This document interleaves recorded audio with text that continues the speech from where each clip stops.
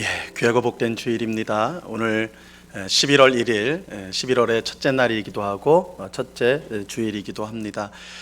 지난 한 달도 우리를 지켜주신 하나님께서 이번 11월 달 한 달도 하나님의 귀하신 은혜 가운데 우리를 인도하여 주실 줄로 믿습니다.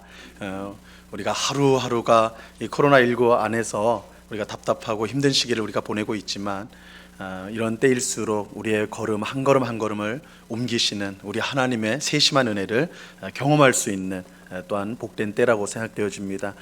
그런 귀한 은혜를 누리는 이번 11월 달이 될 수 있기를 간절히 바랍니다. 앞에 좀 이상한 걸 해냈죠. 제가 고민이 있었어요. 예배를 드리는데 왜 우리 성도님들이 앞줄에 앉지 않을까 해서 생각해 보니까 제 침이 튀겨가지고 그럴까 걱정을 하고 있었는데 우리 한 집사님이 이렇게 또 귀하게 헌물을 해주셨습니다. 그래서 좀 이 빛이 반사되고 좀 그런 부분도 좀 있지만 이 안전을 위해서 우리가 이렇게 하는 거라는 거를 생각해 주시고요. 오늘 하나님 앞에 우리의 마음을 다해서 예배함으로 하나님을 기쁘시게 하고 귀한 은혜를 받는 복된 시간 될 수 있기를 간절히 축원합니다. 그 자리에 모두 일어나서 묵도하심으로 주일 일부 예배를 우리 하나님 앞에 드리도록 하겠습니다. 다 같이 묵도하시겠습니다.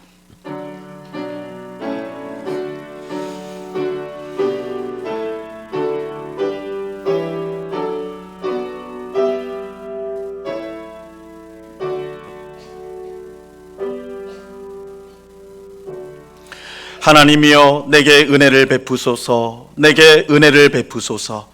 내 영혼이 주께로 피하되 주의 날개 그늘 아래에서 이 재앙들이 지나기까지 피하리이다. 내가 지존하신 하나님께 부르짖음이여 곧 나를 위하여 모든 것을 이루시는 하나님께로다. 아멘. 하나님 아버지 감사합니다. 지난 한 주간도 우리를 지켜주신 주님, 오늘 귀하고 복된 주일을 맞아 주님을 사랑하는 주의 백성들을 이렇게 예배당으로 모이게 하시고 영과 진리로 예배드리게 하시니 참으로 감사합니다. 이 시간 영과 진리로 예배할 때 하나님 홀로 영광 받아 주시옵소서. 예배드리는 저희의 심령 가운데는 하나님의 놀라운 은혜와 사랑과 복으로 충만하게 하여 주시옵소서. 우리의 모든 더럽고 추악한 죄악을 주님 앞에 고백하오니 십자가 보혈로 깨끗이 씻어 주시옵소서. 성령으로 충만하게 하셔서 나의 뜻, 나의 고집대로 살지 않고 하나님의 말씀에 순종하는 저희가 되게 하여 주시옵소서. 이 시간 세상에 여러 복잡하고 또한 힘든, 또한 우리를 어렵게 하는 모든 염려 근심들을 다 주님 앞에 내려놓게 하옵시고 주님께 맡기게 하옵시고 정말 오늘 예배를 통하여 하나님을 만나며 우리의 참 소망, 우리의 참 힘이 되시는 하나님으로 인하여 감사하고 찬양하는 저희가 되게 하여 주시옵소서. 귀한 은혜 베푸실 주님께 감사와 찬양을 올려드리오며 예수 그리스도 이름으로 기도드리옵나이다. 아멘. 우리 찬송가 3장을 같이 찬양하겠습니다.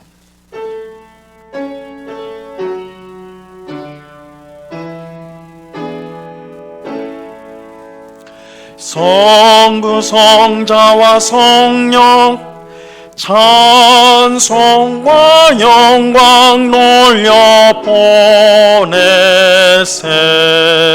대처로 지금까지 또 영원 무궁토록 성삼위께 영광 영광.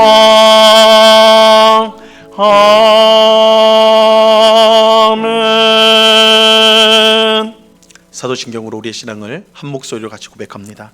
전능하사 천지를 만드신 하나님 아버지를 내가 믿사오며 그 외아들 우리 주 예수 그리스도를 믿사오니 이는 성령으로 잉태하사 동정녀 마리아에게 나시고 본디오 빌라도에게 고난을 받으사 십자가에 못 박혀 죽으시고 장사한 지 사흘 만에 죽은 자 가운데서 다시 살아나시며 하늘에 오르사 전능하신 하나님 우편에 앉아 계시다가 저리로서 산자와 죽은 자를 심판하러 오시리라.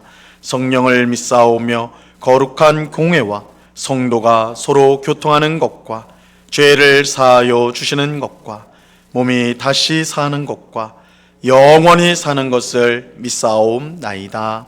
아멘. 예, 우리 모두 그 자리에 앉도록 하겠습니다.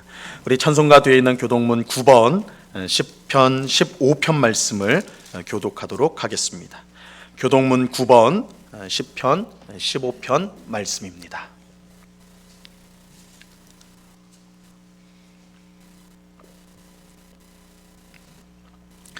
교독문 9번 10편 15편 말씀을 교독합니다. 여호와여, 주의 장막에 머물 자 누구 오며 정직하게 행하며 공의를 실천하며 그의 혀로 남을 허물하지 아니하고 그의 이웃에게 악을 행하지 아니하며 그의 눈은 망령된 자를 멸시하며 그의 마음에 소원한 것은 해로울지라도 변하지 아니하며 뇌물을 받고 무죄한 자를 해하지 아니하는 자이니. 아멘. 우리 찬송가 11장을 같이 찬양하겠습니다.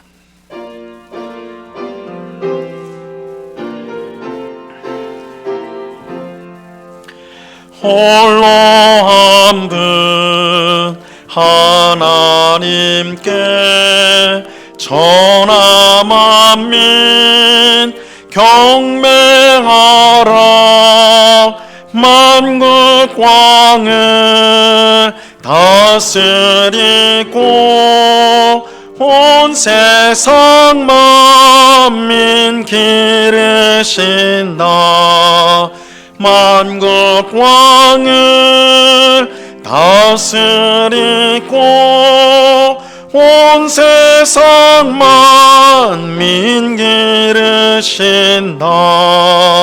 독생 성자 예수님께 모든 죄인 회개하라. 세상 만민 구원하고 놀라운 은혜 베푸신다. 세상 만민 구원하고 놀라운 은혜 베푸신다. 보혜사 성령님께 모든 삶을 맡기어라. 말씀으로 도우시고 죄악을 이길 힘 주신다. 말씀으로 도우시고 죄악을 이길 힘 주신다. 아멘.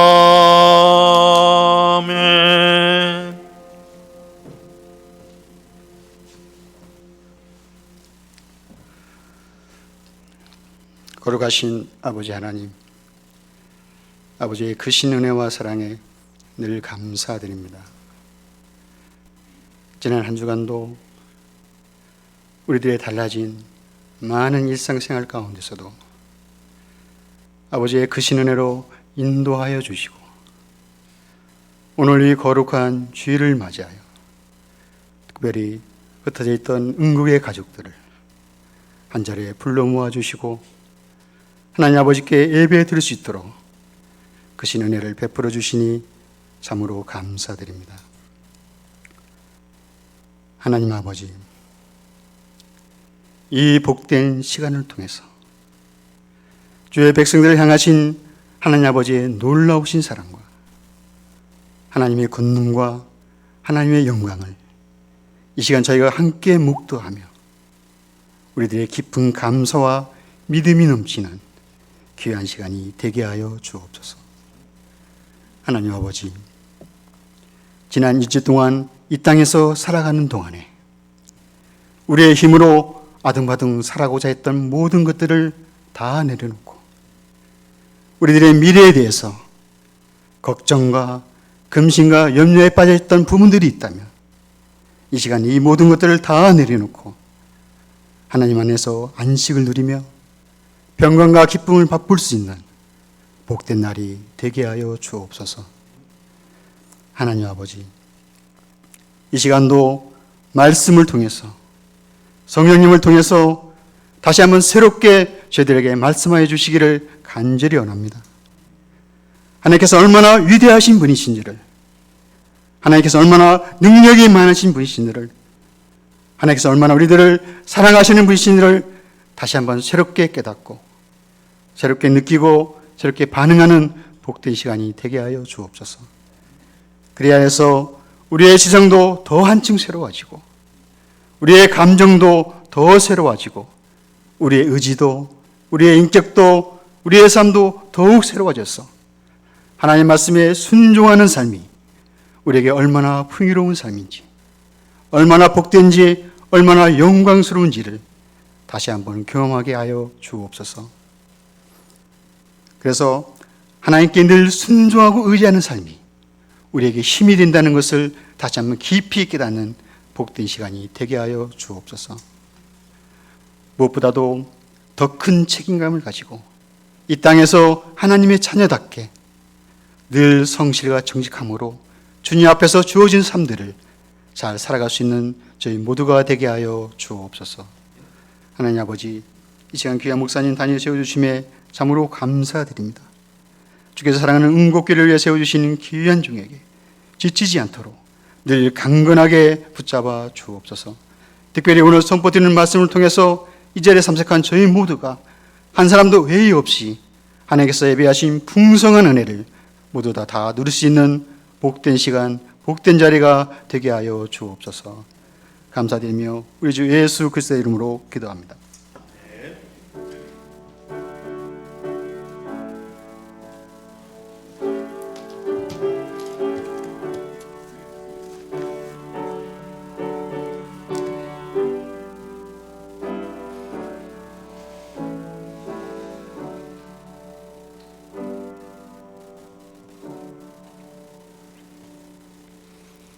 예, 우리 하나님 말씀을 다 같이 보도록 하겠습니다. 마태복음 6장 9절로 13절까지의 말씀을 우리가 다 같이 보도록 하겠습니다. 신약성경 마태복음 6장 9절로 13절까지의 말씀입니다.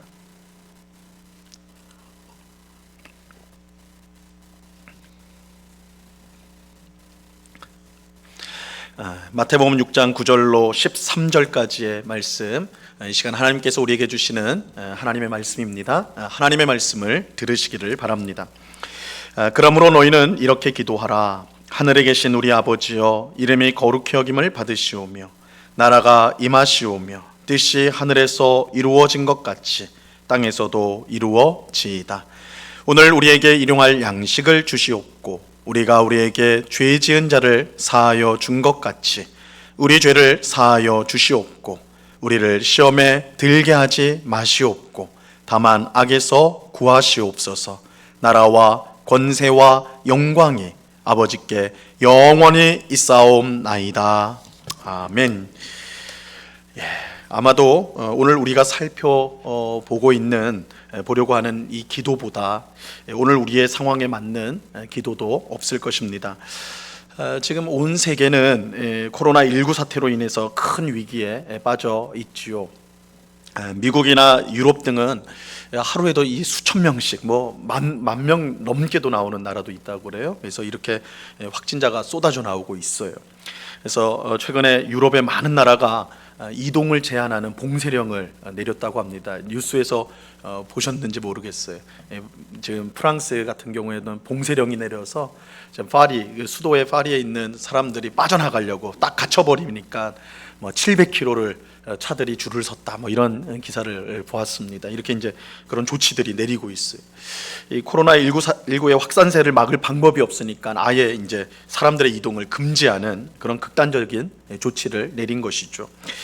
비록 우리나라는 어느 정도 안정된 상황으로 보이지만 우리가 이미 경험한 대로 언제 어디서 또 크게 터질지 아무도 알지 못합니다.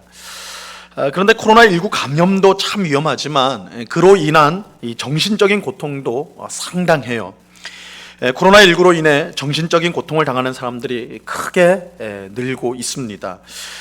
지난번에도 한번 말씀드렸던 것 같은데 코로나 블루라고 있어요. 코로나로 인해서 우울증을 앓고 있는, 그래서 밖에 활동이 원활하지 못하고 사람도 만나지 못하고 하는 일도 잘 안 되니까 그 답답한 나머지 이 우울증에 빠진 코로나 블루라는 코로나 우울증을 앓고 있는 사람들이 많아지고 있어요. 그리고 코로나 앵글이라고도 있다고 그랬죠. 앵글이는 화를 낸다라는 건데 너무 답답한 상황이니까 이게 분노가 터져버리는 그런 사람들. 그래서 우리가 뉴스에도 간혹 등장하잖아요, 그죠? 마스크 안 쓰고 했다고 그걸 지적하니까 막 폭행을 한다든지 이런 이상 분노를 일으키는 사람들도 점점 더 많아지고 있어요. 이 코로나19가 단순히 우리의 몸만 망가뜨리는 것이 아니라 마음도 망가뜨리고 있습니다. 그런데 이 코로나19의 문제는 단순히 건강의 문제에 국한되지가 않습니다. 몸과 마음만 이렇게 망가뜨리느냐? 그렇지 않아요. 이 코로나19로 죽기 전에 굶어서 죽겠다 이렇게 말하는 사람들이 있죠. 이 경제적인 압박을 너무나 받아가지고 이 코로나19 바이러스에 걸려서 죽기 전에 굶어서 내가 죽겠다 이렇게 말하는 사람들이 늘고 있어요. 이 코로나19로 세계 경제가 마비가 되었고 그 여파가 우리 경제에도 고스란히 전해지고 있습니다. 이 코로나19가 계속될수록 경제적 어려움도 점점 커질 수밖에 없는 것이죠. 교육계도 마찬가지입니다. 아이들이 정상적인 학교 생활을 못한 지 너무나 오래되었어요. 그래서 요즘에는 이제 조금 학교에 이제 그래도 더 나가고 있는데 우리 아이도 이틀만 학교 매일 5일 중에 이틀만 계속 나가다가 지난주엔 3일도 나가고 또 이번 주에는 이틀 또 나간다고 그래. 이게 굉장히 불규칙적이에요. 그래서 이제 이 생활 리듬이 다 깨어져 버리고 또 학생들 사이에서 학력 격차, 이 공부하는 거가 또 그 사이가 너무 벌어져서 이건 문제도 있다고 그러죠. 우리 매스컴을 통해서 보신 적 있을 텐데 인천의 라면 형제 들어보셨어요? 인천의 라면 형제. 이게 굉장히 안타까운 일인데 이 코로나 때문에 또 발생한 일이죠. 10살, 8살 된 형제가 집에서 라면을 끓여 먹다가 불이 나는 바람에 8살 동생은 죽고 최근에 죽었고 10살 이제 형은 온몸에 화상을 입고 지금 회복 중에 있다고 하죠. 그런데 이 형제가 라면을 끓인 시간이 언제였느냐? 월요일 11시였다고 그래요. 월요일 11시. 그러니까 평소 같으면 학교에 있을 시간이야. 평소에 같으면 학교에 있어서 조금 지나면 급식 먹을 시간인데 이 코로나로 인해서 학교를 가지 못해가지고 집에 있다가 이런 화를 당하게 된 것입니다. 이 코로나가 낳은 끔찍한 비극이 아닐 수 없는 것이죠. 그야말로 코로나19로 인해 우리의 삶 전체가 위기에 빠졌습니다. 이런 상황에서 예수님이 가르쳐 주신 이 주기도에서 오늘 우리가 살펴보고자 하는 부분은 우리에게 너무나 필요한 기도다, 내용이다라고 할 수가 있습니다. 자, 오늘 본문 13절 상반절을 한번 보시기 바랍니다. 상반절이요. 우리 같이 한번 읽어볼까요? 시작. 우리를 시험에 들게 하지 마시옵고 다만 악에서 구하시옵소서. 이 기도는 크게 두 부분으로 되어 있습니다. 우리를 시험에 들게 하지 말라는 것과 악에서 구원해 달라는 것입니다. 하지만 실제로는 하나의 기도입니다. 제가 오늘 이 기도를 이제 하나로서 묶어서 이제 다루는데 실은 하나의 기도예요. 시험에 들게 하지 말라는 것을 보충하는 내용이 악에서 구해 달라는 것이기 때문입니다. 그래서 이 둘은 따로 있는 기도가 아니라 하나의 기도, 보충해 주는 내용이다. 이렇게 이제 알 수가 있습니다. 자, 이것을 이해하기 위해서 여기에 나오는 시험이 무엇인지를 우리가 알 필요가 있습니다. 성경에서 시험은 누가 시험을 하느냐에 따라서 두 종류로 나눌 수가 있습니다. 하나는 하나님이 하는 시험이 있습니다. 그리고 두 번째는 사탄이 하는 시험이 있어요. 그래서 성경에서 말하는 시험은 두 가지인데 하나님이 주는 시험과 사탄이 주는 시험, 이렇게 두 가지로 나눠요. 하나님이 하는 시험과 사탄이 하는 시험은 그 목적이 정반대입니다. 목적이 정반대예요. 먼저 하나님이 주시는 시험의 목적은 우리의 믿음을 성장시키기 위한 것입니다. 그래서 하나님께서 우리의 믿음을 성장시키기 위해서 하나님이 우리에게 시험을 베푸실 때가 있습니다. 성경을 보면 시험을 긍정적으로 말씀하는 부분이 적지 않습니다. 우리가 생각할 때 이 시험 당한다는 것은 나쁜 건데 좋은 것이 아니잖아요. 그런데 성경은 굉장히 긍정적으로 말씀하는 경우가 많다는 거예요. 야고보서 1장 2절과 3절 말씀에 보면 이렇게 말씀합니다. 내 형제들아, 너희가 여러 가지 시험을 당하거든 온전히 기쁘게 여기라. 이는 너희 믿음의 시련이 인내를 만들어내는 줄 너희가 알미라. 시험을 당하면 어떻게 해요? 기쁘게 여기라고 그래요. 기쁘게. 이거 우리의 보통의 생각하고는 완전히 반대죠. 시험을 당하면 슬픈 것이고 힘든 것인데 아니다. 기쁘게 여겨라. 기쁘게 여겨라. 왜냐하면 믿음의 시련이 인내를 만들어내기 때문이다. 이렇게 말씀해요. 그냥 시련이라고 하지 않고 시험이라고 하지 않고 믿음의 시련 이렇게 표현을 하고 있어요. 이 말은 믿음을 만들어내는 시련이다. 믿음을 성장시키는 시련이다 라는 뜻이에요. 하나님이 주시는 시험은 우리의 믿음을 성장시키는 결과를 낳습니다. 그래서 하나님이 우리에게 베푸시는 시련은 그 결과가 우리의 믿음의 성장으로 나타나게 되어 있어요. 그래서 야고보서는 기뻐해라. 시험을 당하거든 기뻐해라. 너희의 믿음이 성장하게 될 것이기 때문이다. 이렇게 말씀하죠. 로마서 5장 3, 4절도 마찬가지입니다. 우리 이 말씀 한번 같이 읽겠습니다. 시작. 다만 이뿐 아니라 우리가 환난 중에도 즐거워하나니 이는 환난은 인내를, 인내는 연단을, 연단은 소망을 이루는 줄 알미로다. 이 말씀도 우리가 잘 이해하기가 어렵죠. 환난 중에도 즐거워한다. 세상에 환난 중에 즐거워하는 사람이 어디 있는가? 환난은 슬픈 것이고 힘든 것인데 근데 우리가 즐거워한다. 하나님을 믿는 성도는 즐거워한다. 이렇게 말씀해요. 왜 그렇습니까? 환난은 인내를, 인내는 연단을, 연단은 소망을 이루기 때문이다. 쉽게 말해서 환난을 통해서 우리의 믿음, 하나님을 향한 우리의 믿음이 점점 더 성장하게 되기 때문에 우리는 즐거워할 수가 있다. 이렇게 말씀합니다. 제가 목회를 하면서 만난 이 믿음이 좋은 성도님들은요, 한 명 예외 없이 힘든 시험을 다 통과하신 분들, 또한 그 시험 가운데 있는 분들이었어요. 우리가 생각할 때 힘든 시험이 오면 믿음이 무너질 것 같은데 오히려 믿음이 성장합니다. 왜냐하면 시험을 통해 자신이 얼마나 연약한지를 깨닫게 되어 하나님만 의지하기 때문입니다. 시험을 당하기 전에는 무엇이든지 내 힘으로 할 수 있는 것처럼 그런 자신감으로 살았는데 시험을 당한 후에는 하나님의 도우심이 없으면 아무것도 할 수 없다는 것을 깨닫고 항상 하나님 앞에 엎드리게 되는 거예요. 그래서 큰 시험을 당한 성도들이 변화가 그 시험을 다 끝난 다음에 변화가 뭐냐? 무슨 일을 만나든지 하나님 앞에 먼저 기도한다는 거예요. 야, 이건 내 힘으로 되는 게 아니구나. 하나님이 도와주셔야 되는구나. 고난을 통해, 하나님이 주신 고난을 통해 배우게 되는 것이고 깨닫게 되는 것입니다. 영국의 유명한 신학자인 C.S. 루이스는 뭐라고 말했냐면 고통은 하나님의 확성기다 라는 말을 그의 책에 썼어요. 고통은 하나님의 확성기라는 거예요. 확성기. 여러분, 평소에는요 하나님 말씀이 잘 들리지 않아요. 여러분, 하나님이 우리에게 말씀을 하지 않기 때문에 우리가 안 들리는 게 아닙니다. 하나님은 항상 말씀하세요. 우리가 성경을 읽을 때나 설교를 들을 때나 말씀을 들을 때에 성령 하나님께서 그 말씀을 통해서 우리에게 들려주세요. 하나님 말씀 주신다고요. 안 들려주시는 게 아니에요. 우리가 못 듣는 거예요. 왜냐하면 세상의 소리가 너무 커가지고 하나님의 소리가, 하나님 말씀 계속 말씀하는데 세상 소리가 더 크고 세상 소리에 우리의 귀를 더 기울이니까 들리질 않는다고. 들리질 않는데, 그런데 우리가 시험을 당하여 고통당할 때 비로소 하나님의 말씀이 들리기 시작하는 거예요. 들리기 시작을 해요. 평소에는 설교 말씀이 자장가처럼 들려요. 그죠? 설교를 들으면 왜 이래 졸음이 쏟아지는지 잘 해요. 그런데 고난 가운데 있을 때 설교를 들으면 그 설교가 천둥처럼 들려요. 천둥처럼. 이 고난이 주는 유익이에요. 그래서 고통은 하나님의 확성기다. 하나님께서 고통을 통해서 우리에게 크게 말씀하신다는, 크게 들리게 하신다는 거예요. 하지만 성경을 잘 아는 성도님은 이렇게 반문할 수가 있습니다. 이 성경에는 하나님이 아무도 시험하지 않는다는 말씀이 있는 것으로 알고 있는데 왜 하나님이 우리를 시험한다고 말씀합니까? 성경을 많이 읽으신 성도님은 이렇게 반문하실 수가 있어요. 실제로 야고보서 1장 13절 말씀은요 이렇게 말씀합니다. 자, 보세요. 사람이 시험을 받을 때에 내가 하나님께 시험을 받는다 하지 말지니 하나님은 악에게 시험을 받지도 아니하시고 친히 아무도 시험하지 아니하시느니라.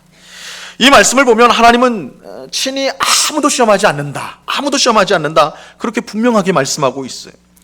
그렇다면 우리의 믿음을 성장시키기 위해서 하나님이 우리를 시험한다라는 사실은 잘못된 것인가? 제가 앞서서 설명했잖아요. 하나님이 우리의 믿음을 위해서, 믿음의 성장을 위해서 시험하신다고 그랬는데, 이 말씀에 근거하면 그건 목사님 그거 틀린 말 아닙니까? 이렇게 이제 질문을 할 수가 있겠죠. 그렇지 않습니다. 이 말씀을 잘 이해하려면요, 우리가 이제 두 번째 종류의 시험을 살펴봐야 돼요. 이 바로 사탄이 주는 시험입니다. 사탄이 주는 시험입니다. 이 사탄이 주는 시험은 사실 이 시험이라는 말보다는 유혹에 더 가깝습니다. 유혹. 왜냐하면 상대방을 망하도록 하는 시험이기 때문에 그래요. 넘어뜨리기 위한, 상대방을 무너뜨리고 넘어뜨리기 위해서 주어지는 시험이기 때문에 이거 사실은 유혹이라고 말할 수가 있는 것이에요. 이 사탄이 주는 시험이 어떤 것인지 가장 잘 보여주는 성경의 욥기라고 할 수 있습니다. 우리 구약 성경의 시편 바로 앞에 있는 욥기서 있잖아요. 욥기서. 욥은 하나님이 인정할 정도로 의로운 사람이었어요. 참으로 의로운 사람이었습니다. 하나님이 욥을 얼마나 귀하게 여겼는지요, 하나님이 너무너무 자랑하고 싶어서 누구에게까지 자랑합니까? 사탄에게도 자랑을 해요. 야, 사탄아, 일로 와봐라. 내가 욥을 보는데 욥이 얼마나 의로운지, 얼마나 내 마음에 딱 맞게 살아가는지, 야, 이런 의인 내가 못 봤다, 이렇게 이제 자랑을 해요. 근데 사탄은 어떤 존재입니까? 하나님의 말씀이라고는 끔찍하게 싫어하고 인정하기 싫어하고 막 이런 거짓의 아비 아닙니까? 그러니까 이렇게 도발을 해요. 하나님 앞에 도발을 해요. 하나님 뭘 몰라도 모르시네요. 욥이 믿음이 좋은 거는 하나님께서 그만큼 복을 주셨기 때문이 아닙니까? 욥이 하는 기도마다 하나님 다 응답해 주지 않았습니까? 그러니까 믿음이 좋을 수밖에요. 한번 욥이 가지고 있는 거 다 빼앗아 보십시오. 그가 가지고 있는 거 다 빼앗아 보십시오. 그러면 틀림없이 당신을 배반할 겁니다. 이렇게 이제 도발을 했어요. 사탄이 그렇게 말했어요. 하나님은 사탄의 말을 듣고 그에게 욥을 시험할 수 있도록 허락하십니다. 이게 욥기의 내용 아니에요? 그 결과 욥에게 끔찍한 이제 고난이 임하게 돼요. 시험이 임하게 돼요. 사탄의 시험은 그야말로 욥의 모든 것을 다 빼앗는 것이었어요. 욥은 그 많던 재산과 10명의 자녀, 그리고 그의 건강까지 하나 빠짐없이 순식간에 다 잃어버리게 됩니다. 사탄이 다 가져가 버렸어요. 하루아침에 그가 가진 모든 것을 다 가져가 버렸어요. 욥이 당한 시험이 얼마나 끔찍했던지요. 이 모든 것을 옆에서 지켜보던 욥의 부인이 뭐라고 말하면, 차라리 하나님 욕하고 죽어버려라. 남편에게 그러는 거예요. 욥이 그런 막 고난을 당하는데도 끝까지 하나님한테 불평 안 했거든요. 끝까지 하나님의 뜻을 지키려고 했거든요. 그러니까 그것을 지켜보던 욥의 부인이 차라리 하나님 욕하고 죽어버려라. 이게 뭐냐 이렇게 말할 정도. 그럴 정도로 욥이 엄청난 시험을 당했어요. 사탄이 욥을 시험한 목적은 분명합니다. 그를 망하게 하는 거예요.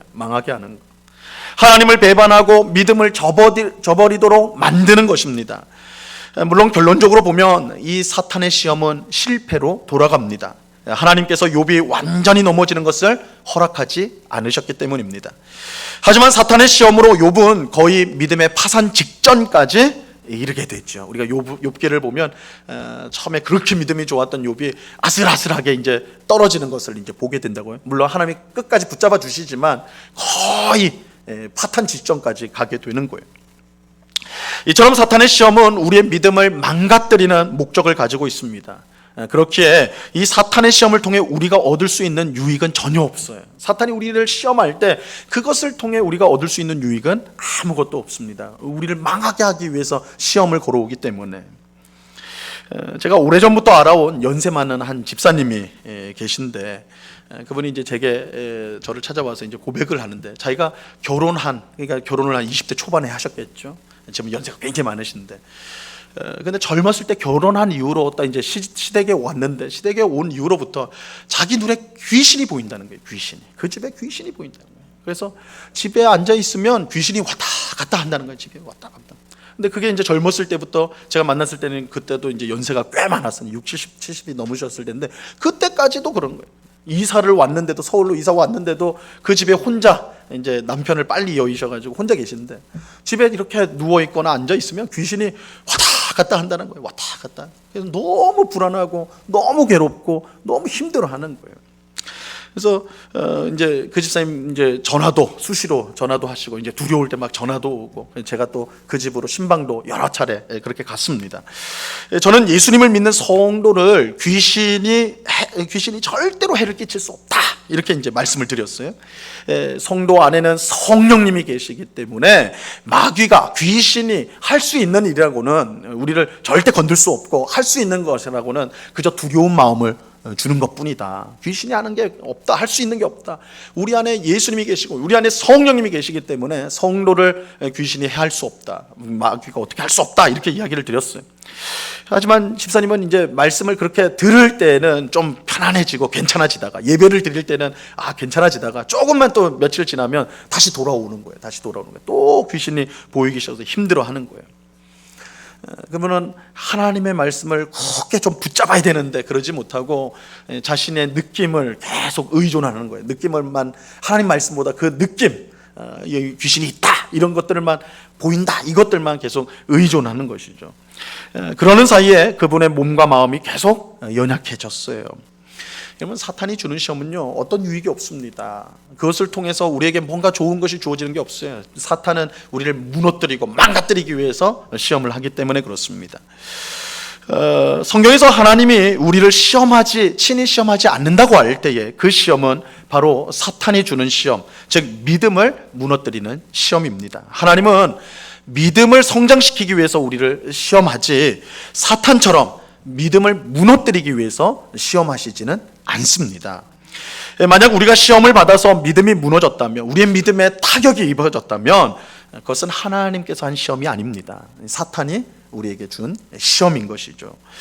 바로 이런 이유로 예수님은 주기도에서 우리를 시험에 들게 하지 마소서, 우리를 시험에 들게 하지 마소서라고 기도하라고 가르쳐 주셨어요.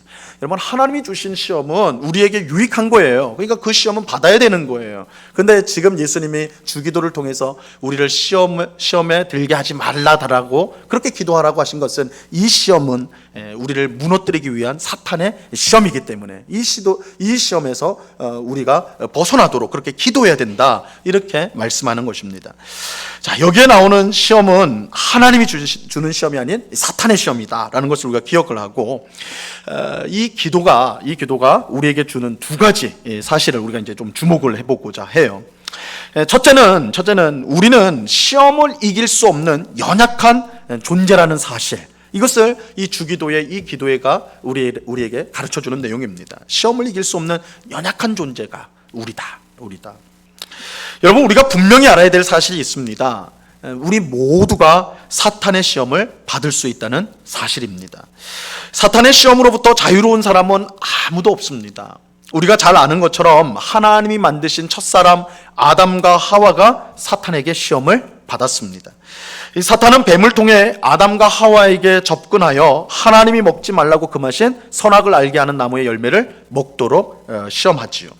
아담과 하와가 그 시험에 넘어가서 선악과를 먹었고, 그 결과 그들뿐만 아니라 그들의 모든 후손인 모든 인류가 죄에 거하게 되었습니다. 빠지게 되었죠. 사탄의 이러한 시험은 죄에 빠진 인류를 구원하기 위해 오신 두 번째 아담으로 오신 예수님도 예외가 아니었어요. 하나님의 아들이신 예수님은 성령의 잉태를 통해 죄 없는 사람으로 이 세상에 오셨습니다. 이 죄 없는 사람이라는 점에서 예수님은 둘째 아담이라고 할 수가 있어요. 그래서 이 세상에 존재했던 죄 없는 사람은 유일하게 처음 창조된 아담과 하와, 첫사람 아담과 하와고, 두 번째가 바로 예수님이에요. 성령의 잉태로 이 세상에 오셨기 때문에 죄가 없이 오셨거든요. 그래서 예수님을 우리가 둘째 아담이다, 이렇게 표현을 합니다. 둘째 아담, 제2의 아담이라 할 수 있는데, 근데 사탄은 첫째 아담을 시험하여 넘어뜨렸듯이 둘째 아담이신 예수님 또한 시험하여 넘어뜨리려고 하였습니다. 그래서 예수님이 광야에서 40일을 금식하셨을 때, 즉 예수님이 너무너무 힘들 그때에 찾아와서 세 가지로 시험을 하지요. 사탄이 예수님을 세 가지로 시험했다. 우리 광야의 그 이야기를 잘 알고 있죠. 물론 예수님은 첫째 아담과 달리 하나님의 말씀으로 사탄의 모든 시험을 이기셨습니다. 하지만 중요한 것은 사탄이 하나님의 아들이신 예수님도 시험했다는 거예요. 그게 이제 중요한 거예요. 예수님을 향한 사탄의 시험은 광야에서 끝나지 않고 예수님의 생애 내내 계속되었습니다. 자, 그렇다면 이처럼 첫째 아담도 시험하고 하나님의 아들이신 둘째 아담 예수님도 시험한 사탄이 오늘 우리들을 시험하는 것은 너무나 당연한 일이겠죠. 너무나 당연한 일이겠죠. 나는 사탄의 시험과는 상관없다라는 생각이야말로 사탄이 우리의 마음에 심어놓은 가장 끔찍한, 가장 어리석은 생각이다. 그래서 나는 사탄이 날 시험하지 않을 거야. 나는 사탄의 시험과 상관없다. 이런 생각이야말로 사탄이 우리 마음에 심어놓은 가장 어리석은 생각인 거예요. 베드로후서 5장 8절 말씀입니다. 베드로전서 5장 8절 우리 같이 한번 읽습니다. 시작. 근신하라 깨어라 너희 대적 마귀가 우는 사자같이 두루 다니며 삼킬 차를 찾나니. 여러분, 마귀가 우는 사자같이 두루 다니며 삼킬 자를 찾습니다. 우리 중 어느 누구도 사탄의 시험에서 면제받지 못했습니다. 그러므로 우리는 사탄의 시험에 넘어가지 않도록 대비를 해야 돼요. 하지만 문제가 무엇입니까? 여러분, 문제가 뭐예요? 우리 힘으로는 절대 사탄의 시험을 이길 수 없다는 거예요. 만약 우리 힘으로 사탄의 시험을 이길 수 있다면 뭐가 문제가 되겠어요? 시험을 하든 뭘 하든 상관없겠죠. 문제는 우리에게 이길 힘이 없다는 거예요. 사탄은 반드시 우리를 시험에 오는데 한 명 예외 없이 우리 모두에게 시험을 하는데 우리에게 시험을 이길 힘이 없다. 이게 문제죠. 여러분, 사탄을 우습게 여겨서는 안 돼요. 어떤 사람은 그냥 예수님 이름으로 물러가라 이렇게 하면 사탄이 다 그냥 떠나갈 거라고 생각하는데 그거 순진한 생각이에요. 사탄의 시험은 어느 때는 사자처럼 맹렬하고 어느 때는 뱀처럼 교묘합니다. 여러분, 사탄의 시험이 결코 만만한 시험이 아니에요. 우리가 앞서 본 욥의 경우는 사탄의 시험이 얼마나 격렬한지를 잘 보여주죠. 마치 사자가 먹잇감을 통째로 삼키듯이 사탄이 우리의 삶을 삼키려고 달려들어요. 그런 경우가 있어요. 그래서 가정이 깨져요. 일자리를 잃어요. 사람과의 관계가 끊어져 버려요. 무너져 버려요. 이런 일들이 발생해 버린단 말이에요. 이런 상황에서 믿음을 꿋꿋이 지키며 하나님을 원망하지 않기란, 믿음으로 살기란 결코 쉬운 일이 아닙니다. 그런데 사탄이 이처럼 맹렬하게만 공격하느냐, 맹렬하게만 하느냐, 또 꼭 그렇지는 않아요. 사탄이 얼마나 교묘한지 몰라요. 맹렬하게만 공격하면 오히려 믿음이 강해지는 사람이 있어요. 물론 아주 막 삼킬 듯이 들면 대부분은 막 거기에 넘어지고 그렇게 되지만 어떤 사람은 오히려 그 맹렬한 공격 속에서 더 믿음이 좋아지는 사람들도 있어요. 핍박 속에서 믿음이 단단해지는 것이죠. 그래서 어느 경우 사탄은 광명의 천사로 변장하여서 우리에게 다가옵니다. 고린도후서 11장 14절 말씀, 이 말씀도 같이 읽습니다. 시작. 이것은 이상한 일이 아니니라 사탄도 자기를 광명의 천사로 가장하나니. 사탄이 자신을, 이 광명이란 건 빛이에요. 빛의 천사로 변장하여 우리에게 나타나요. 여러분, 그러니까 사탄이요 천사처럼 우리에게 나타날 때도 있다는 거예요. 여러분, 사탄은 어떻게 생겼어요? 머리에 뿔도 있고 삼지창 들고 있고 꼬리도 길고 모두 그렇게 생각하죠. 그러니까 천만에요. 그 사탄 그렇게 생기지 않았어요. 사탄은 천사처럼 생겼어요. 천사네, 선인이네, 성인처럼 보입니다. 여러분, 사탄을 만만하게 보시면 안 돼요. 자기를 드러내고 나타나지 않아요. 천사처럼 나타나요. 천사처럼 나타나요. 여러분, 그래서 천사처럼 나타나는 사탄이 뭘 우리에게 줍니까? 우리가 바라는 성공을 줘요. 성공을 줘요. 건강을 줘요. 쾌락을 줘요. 권력을 줘요. 여러분, 사탄에게는 권세가 있습니다. 적어도 이 세상을 다스리는 권세, 현 세상을 다스리는 권세가 사탄에게 주어져 있거든요. 그래서 예수님에게도 그렇게 하나요. 나한테 절하면 세상의 권세를 너한테 주겠다. 사탄이 말하잖아요. 그게 허언이 아니에요.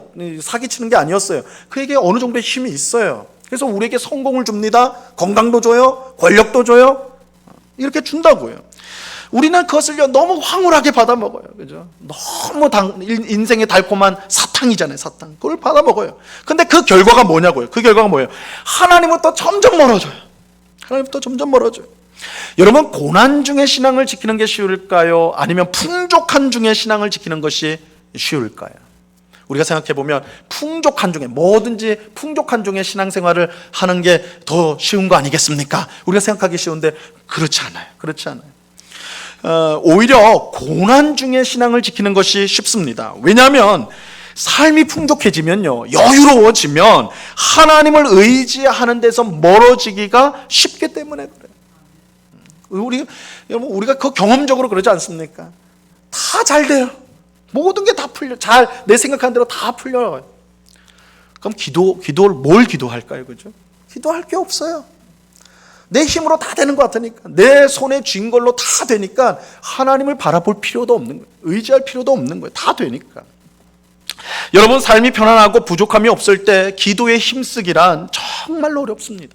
하고 싶은 일이 너무 많아서 기도할 시간이 부족해요. 돈이 있으면 저기 골프도 치러 가야 되고요, 단풍 구경도 가야 되고요, 할 게 너무너무 많아요. 기도할 시간이 없어요. 하지만 고난 속에 있으면요, 그런 게 보입니까? 기도할 수밖에 없는 거예요. 고난 속에 있으면 기도할 수밖에 없어요.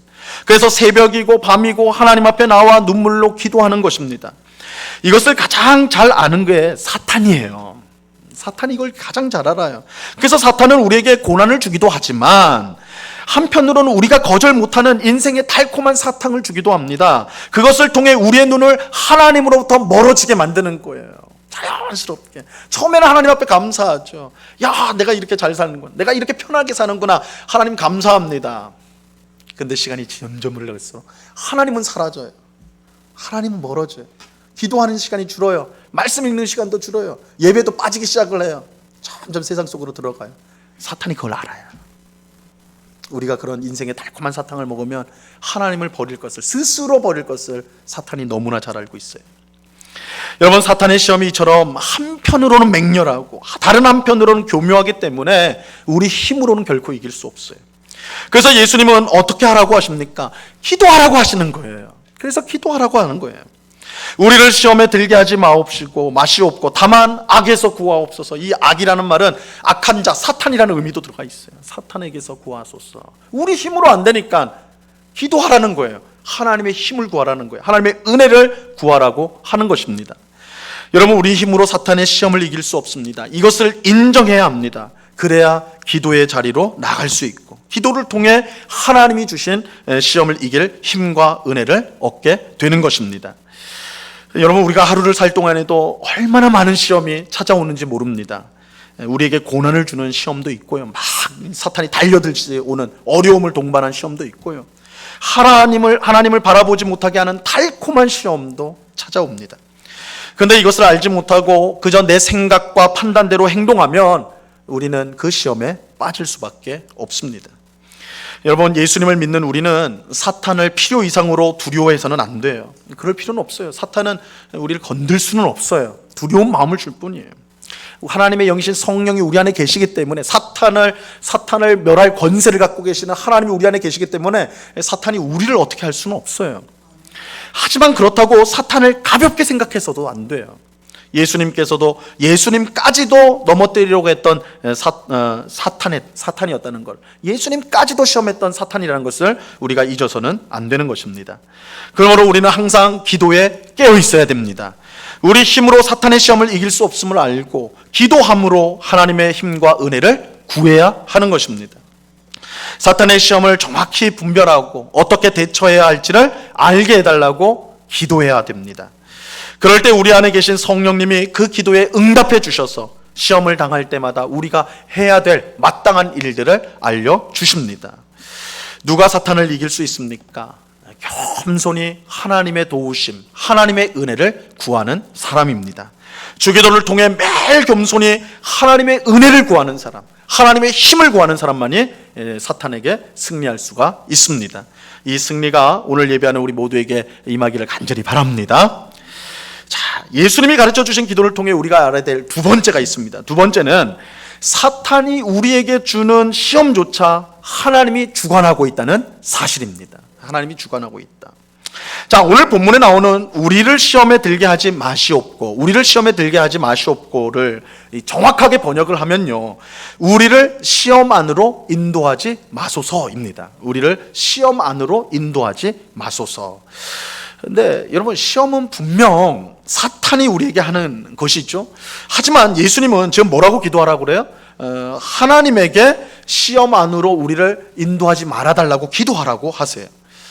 사탄이 시험을 하는데 하나님께 시험 안으로 인도하지 않도록 기도하라. 이거 좀 이상하게 보여요. 그죠? 사탄이 시험하는데 왜 하나님께 시험으로 인도하지 말아달라고 기도하도록 하는가? 이상하게 보이죠? 하지만 하나님께서 사탄이 하는 시험조차도 그 뜻대로 통제하고 있다는 사실을 알면 이게 전혀 이상한 것이 아닙니다. 즉 사탄이 우리를 시험한다고 하지만 결국 하나님이 허락하는 한에서만 그럴 수 있다라는 거예요.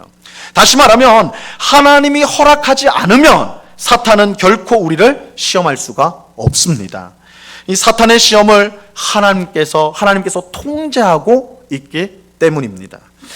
여러분, 어떤 사람은 하나님과 사탄이요 각각 선과 악의 편이 되어서 싸운다라고 그렇게 생각을 합니다. 우리가 흔히 영적 전쟁이라는 말을 우리 기독교인들이 사용할 때 영적 전쟁, 둘이 이제 맞붙어 싸우는데 하나님 편하고 사탄 편하고 이렇게 이제 대등한 싸움을 하는 것처럼 이렇게 이제 생각을 하는데 이건 전혀 성경적인 생각이 아니에요. 이거는 여러분 혹시 들어보셨는지 모르겠는데 이란에서 발생한 조로아스터교라는 종교가 있는데 거기선 그렇게 가르쳐요.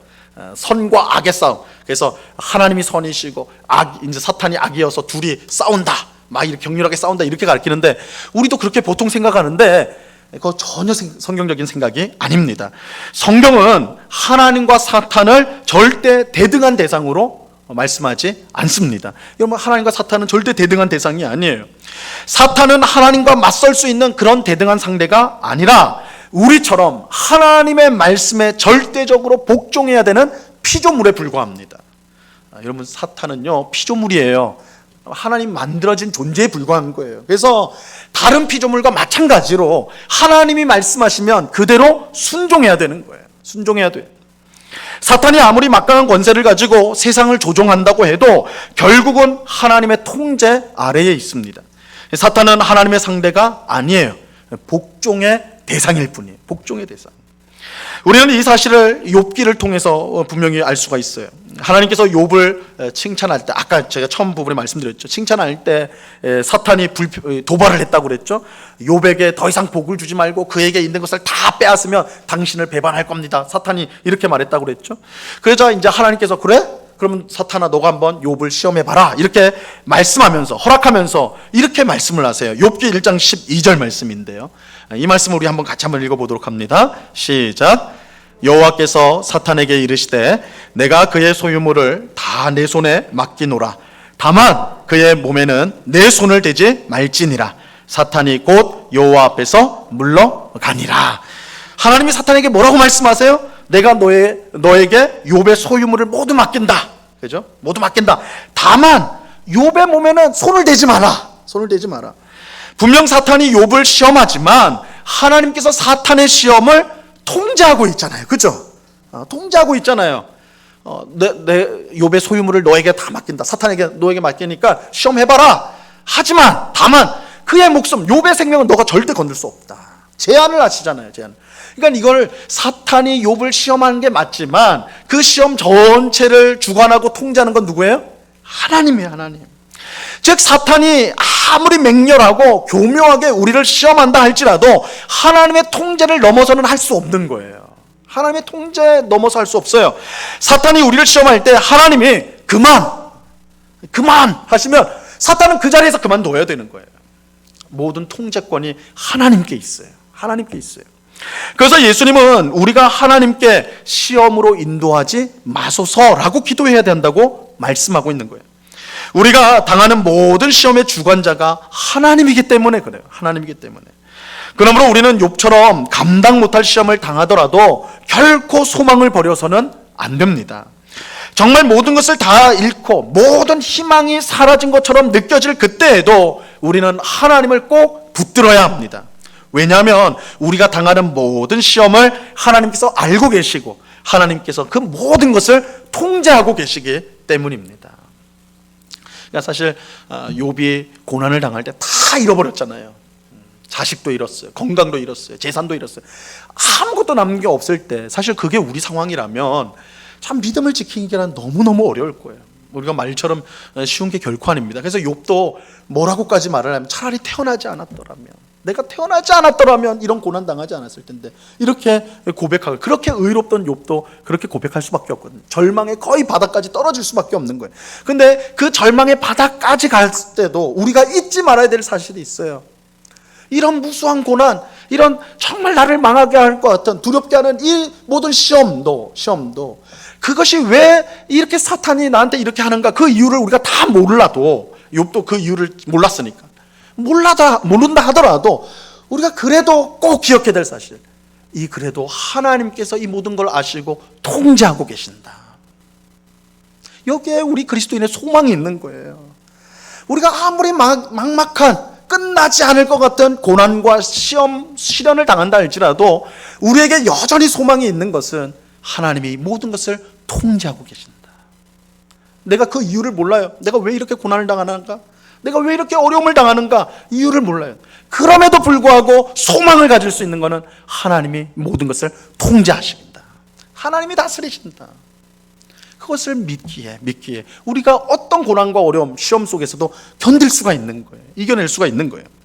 자, 이런 점에서 욥기의 결말은요, 우리에게 큰 위로와 소망이 돼요.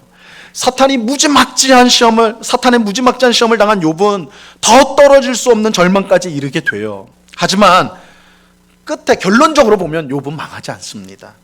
망하지 않을 뿐만 아니라 오히려 사탄의 시험 전보다 훨씬 복된 삶을 살게 돼요. 그래서 욥기는 42장에서 마치는데 42장을 꼭 봐야 된단 말이에요. 보면 욥은 시험 전보다 더 복된 삶을 살게 돼요. 사탄에게 시험을 받으며 잃었던 모든 것을요, 정확하게 2배로 보상을 받게 됩니다. 2배로 받게 돼요. 2배로. 근데 이것보다 더 복된 일은요, 욥이 하나님을 시험 당하기 이전보다 훨씬 더 잘 알게 되었다라는 거예요. 욥기 42장 5절에서 욥은 모든 시험을 다 겪은 후에 결론적으로 이렇게 고백하였습니다. 이 중요한 구절인데 한번 같이 한번 읽어볼까요? 시작. 내가 주께 대하여 귀로 듣기만 하였사오나 이제는 눈으로 주를 배움나이다. 그렇게 믿음이 좋았던 욥도 사실은 시험 당하기 전에는 귀로만 하나님을 알았다, 이렇게 말을 해요. 근데 시험을 다 당한 후에 결론에 이르러 보니까 이제는 하나님을 내 눈으로 봅니다. 믿음이 성장했다는 거죠. 그러니까 사실 여기에는 우리가 이해하기 어려운 부분은 있어요. 하나님이 왜 사탄에게 허락하셔가지고 욥이 이렇게 고통당해야 됐나? 그냥 편안하게 좀 살면 안 되었나? 그 이유를 우리 인간의 머리로서는 그걸 이해하기는 쉽지 않아요. 하나님이 다 통제한다면서 왜 우리에게 시험을 허락하시는가? 그 이유를 우리가 다 알 수 없어요.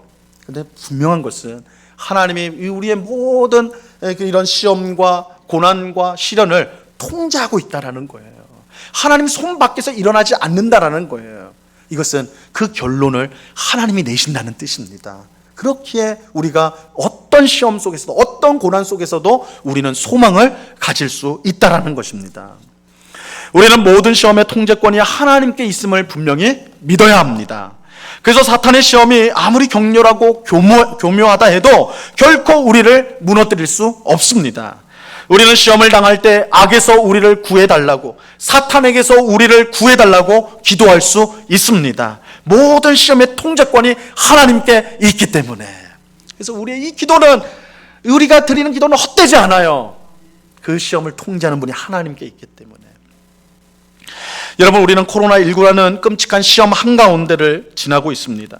언제 끝날지 모르는 답답함 속에 삶의 모든 영역이 점점 더 어려워지고 있어요. 점점 더 우리를 쪼여오는 것 같아요. 이런 상황에서 예수님은 우리가 드려야 될 기도가 무엇인지를 분명히 알려주십니다. 우리를 시험에 들게 하지 마시옵고 다만 악에서 구하시옵소서. 어느 누구도 자신의 힘으로 이 시험을 이길 수 없습니다. 하지만 매일 겸손히 이 기도를 드리며, 이 주기도의 기도를 드리며 하나님의 은혜를 구할 때 시험을 이길 힘과 은혜를 주십니다. 아무리 끔찍한 코로나19라도 하나님의 통제 아래에 있다는 것을 잊지 마시기 바랍니다. 하나님께서 정하신 때에 이 모든 어려움을 극복하게 만드실 것입니다. 또한 오늘 예배드리는 우리 성도님들을 개인의 삶 가운데 있는 이런 시험들이 있을 거예요. 이 시험들도 마찬가지예요. 이게 언제 끝나나? 언제쯤이면 이게 해결될까? 그런 시험들조차도 우리가 매일 이 시험에 들게 하지 마시고 악에서 우리를 구해달라는 이 기도를 고백하면서 이 모든 시험의 통제권이 하나님께 있다라는 것을 우리가 고백하면서 나갈 때 결국은 그것을 통하여 우리를 복되게 하는 하나님의 은혜를 우리는 결과적으로 받게 될 것입니다. 그러므로 우리는 그저 불평하거나 실망하거나 낙심하며 시간을 보내서는 안 됩니다. 지금이야말로 기도할 때이고 지금이야말로 하나님께서 모든 것을 다스린다는 믿음을 고백해야 할 때입니다. 지금이야말로 주기도를 믿음으로 고백하며 매일 하루를 시작할 때입니다. 그럴 때 모든 시험을 이길 하나님의 은혜를 경험하게 될 것입니다. 우리가 하나님의 은혜와 힘으로 사는 것임을 분명히 깨닫게 될 것입니다. 이 은혜가 오늘 예배하는 우리 모두에게, 특별히 삶 가운데 시험을 당한 우리에게, 코로나19로 인하여 고통당하고 있는 우리 모두에게 이 은혜, 정말 주님께서 이기게 하시는 이 은혜가 임하기를 우리 주님의 이름으로 간절히 축원합니다. 기도하겠습니다. 하나님 감사합니다. 우리 주님 예수님께서 우리에게 시험에 들게 하지 마옵시고 다만 악에서 구하옵소서 이렇게 기도하라고 가르쳐 주셨습니다. 하나님의 시험은 우리를 유익하게 하지만 사탄의 시험은 우리를 무너뜨리는 것입니다. 그래서 우리가 사탄의 이 시험을 대비해야 되는데, 그러나 주님 우리에게는 힘이 없습니다. 이길 능력이 없습니다. 그래서 예수님 우리에게 기도하라고 하십니다. 하나님을 의지하라고 하십니다.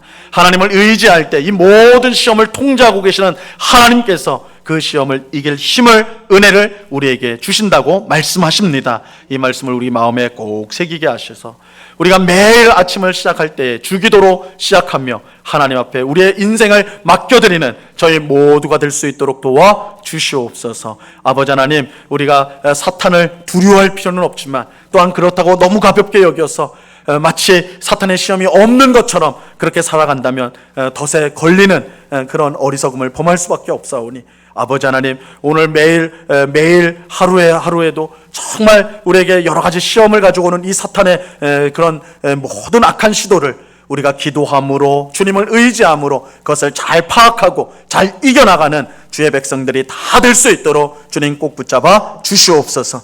아버지 하나님, 지금도 개인적으로 여러 가지 시험 가운데 있는 우리 성도들이 있다면 오늘 말씀을 그 마음속에 잘 새겨서 우리가 그 이유를, 우리가 왜 시험을 당하는지 그 이유를 다 알지 못한다 할지라도 시험을 이길 힘을 주시고 은혜를 주시고 모든 시험을 통제하시는 하나님이 나와 함께 하신다는 그 사실을 분명히 고백함으로 그 시험들을 이겨나가는 저희들 다 될 수 있도록 도와 주시옵소서. 불평하고 낙심함으로 시간을 보내지 않고 오히려 기도함으로 주님을 더욱더 의지하는 주의 백성들이 다 될 수 있도록 주여 붙잡아 주시옵소서. 감사와 찬양을 주께 드리오며 예수 그리스도 이름으로 기도드리옵나이다.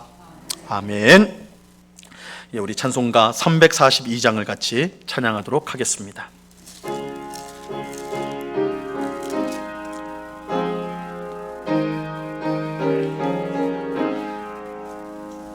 너 시험을 당해 죄 짓지 말고 너 용기를 다해 곧 물리치라. 너 시험을 이겨 새 힘을 얻고 주 예수를 믿어 늘 승리하라. 우리 구주의 힘과 그의 위로를 빌라. 주님 내 편에 서서 항상 도우시리. 내 친구를 삶과 잘 선택하고 논행을 삶과 늘 조심하라. 너 열심을 다해 늘 충성하고 온 정성을 다해 봉사하라. 우리 구주의 힘과 그의 위로를 빌라. 주님 내 편에 서서 항상 도우시리. 잘 이기는 자는 상 받으리니 너 낙심치 말고는 전진하라. 내 구세주 예수님 주시리니 주 예수를 믿어는 승리하라. 우리 구주의 힘과 그의 위로를 빌라. 주님 내 편에 서서 항상 도우시리. 아멘. 하나님께 감사를 드립니다. 하나님의 은혜에 감사합니다. 건강하게 되도록 주님께 항상 기도합니다. 범사에 감사합니다. 하나님의 은혜 안에 거하게 하옵소서. 저희 교회와 가정을 늘 지켜주시는 주님께 감사드립니다. 같이 기도하겠습니다. 참 좋으신 아버지 하나님, 지난 한 주간 또한 지나온 시간 전부를 지켜주시고 은혜 베풀어 주시며 선한 목자로 우리를 이끌어 주신 주님, 감사와 찬양을 올려드립니다. 우리는 미련하고 어리석어서 하나님이 베푸신 지금까지의 은혜는 쉽게 잊어버리고 지금 당장 얻지 못한 것에 관해서 근심하고 염려할 때가 얼마나 많은지요. 그러나 우리가 우리의 삶을 되돌아보며 하나님이 하나 빠짐없이 우리의 삶을 채워주시고 넉넉하게 하셨음을 우리가 기억합니다. 그러므로 늘 주님을 의지하며 앞으로의 삶 또한 하나님께 맡겨드리며 날마다 믿음으로 살아가는 주의 백성들이 다 될 수 있도록 주님 주장하여 주시옵소서. 하나님 베푸신 은혜에 감사하여서 이 시간 여러 명목의 헌금을 주님께 드리오니 하나님 기쁘게 받아 주시옵소서. 이 헌금이 사용되어지는 곳마다 주님의 복음이 힘있게 증거되어지게 하옵시고 어렵고 힘든 이웃들을 돕고 살리며 주님의 몸된 교회를 든든히 세우는 데 쓰여지는 귀한 헌금이 될 수 있도록 주님 역사하여 주시옵소서. 아버지 하나님, 이 시간에 또한 간절히 기도하옵기는 우리 환우들을 위해서 기도합니다. 아직 병원에서 중환자실에서 치료를 받고 의식을 찾기 위해서 그렇게 치료를 받고 있는 우리 성도들이 있습니다. 항암 치료를 받고 있는 우리 성도들이 있습니다. 여러 육신의 연약함으로 고통당하고 있는 우리 성도들이 있사오니 주님 찾아가 주시고 능력의 손으로 만져주시고 속히 일어나 건강한 몸으로 회복되어 함께 예배할 수 있는 귀한 은혜를 허락하여 주시옵소서. 또한 그 가족들을 기억하여 주시고 함께 기도하는 가운데 이 어려운 시간을 잘 이겨낼 수 있도록 우리 하나님 도우시고 붙잡아 주시옵소서. 우리 모든 성도들의 가정을 든든히 붙잡아 주시옵소서. 아버지 하나님, 여러 경제적인 어려움들이 있습니다. 가족 간의 관계의 어려움, 갈등들이 있습니다. 아버지 하나님, 그 사람들에게 말할 수 없는 내밀한 아픔을 갖고 있는 가정들도 있습니다. 불쌍히 여겨주시고 정말 우리 성도들의 모든 가정이 믿음의 가정으로 하나님을 기쁘시게 하는 가정, 서로를 사랑하고 용납하고 품어주는 아름다운 가정으로 변화되는 귀한 역사가 있을 수 있도록 주님 주장하여 주시옵소서. 우리 사랑하는 주일학교, 우리 귀한 자녀들, 유치부, 유초등부, 중고등부, 청년에 이르기까지 우리 은곡교회에서 자라는 우리 귀한 자녀들이 믿음의 자녀들로 든든히 서게 하옵시고 아버지 하나님, 주신 학업도 최선을 다해 감당하며 하나님이 주신 꿈을 이루기 위해서 최선을 다해 공부하며 또한 준비하는 우리 귀한 자녀들 다 될 수 있도록 하나님 복을 내려주시고 무엇보다 하나님을 아는 지식에 뛰어난 우리 귀한 자녀들로서 이 사회의 빛과 소금의 역할을 잘 감당하는 우리 자녀들 다 될 수 있도록 복을 내리워 주시옵소서. 우리와 함께 하시는 주님께 감사와 찬양을 올려드리오며 예수 그리스도 이름으로 기도드리옵나이다. 아멘. 교회 소식을 전하도록 하겠습니다. 주보 마지막 면을 모두 봐주시기를 바랍니다. 오늘은 정기 재직회가 있습니다. 2부 예배 후에 재직회가 이 자리에서 있게 되는데요. 우리 재직회 참석은 재직의 의무입니다. 꼭 참석해 주시기를 바랍니다. 추수감사주일이 11월 15일인데요. 우리가 매년 해왔던 것처럼 이 과일과 야채를 우리 강단 앞에 이제 장식을 좀 하려고 합니다. 감사함으로 헌물해 주시면 우리가 강단을 장식한 후에는 어려운 이웃을, 주변의 어려운 이웃을 돕는데 사용하도록 하겠습니다.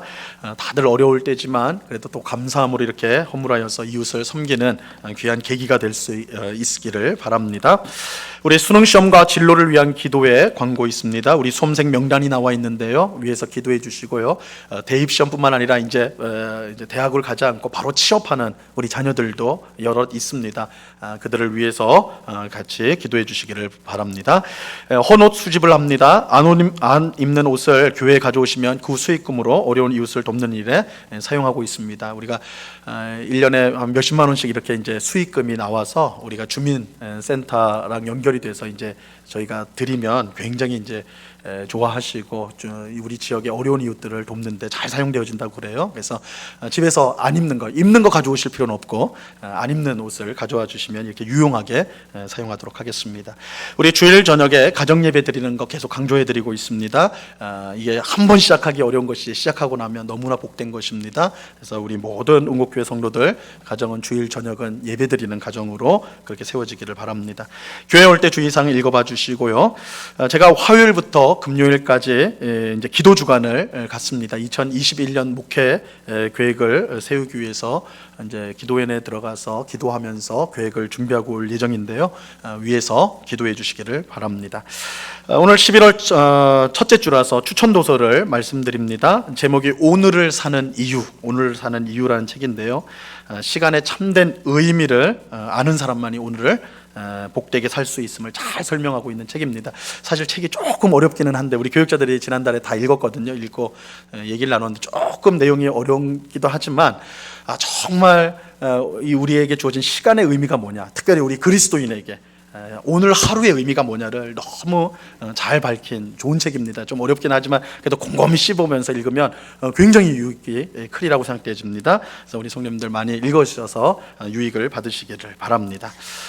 예, 우리 모두 그 자리에서 일어나서 찬송가 171장 1절을 같이 찬양하도록 하겠습니다.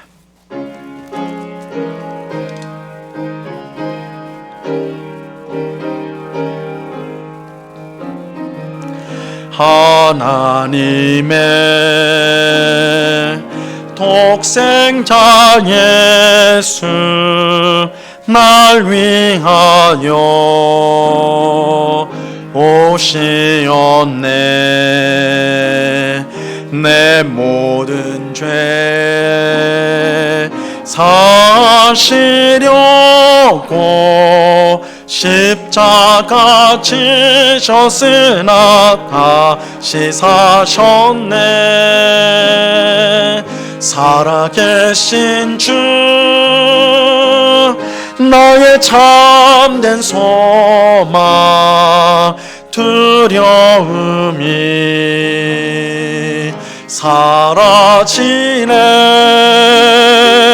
사랑의 주네 갈 길인 노하니 내 모든 삶의 기쁨 늘 충만하네.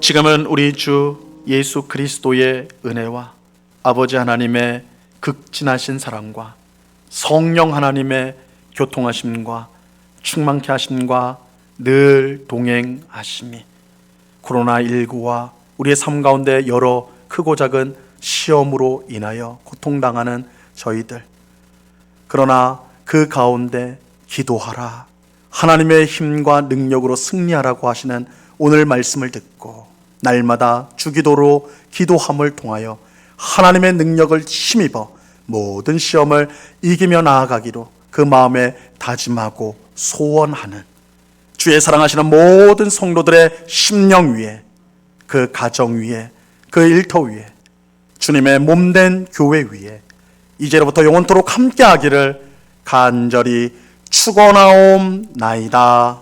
아멘.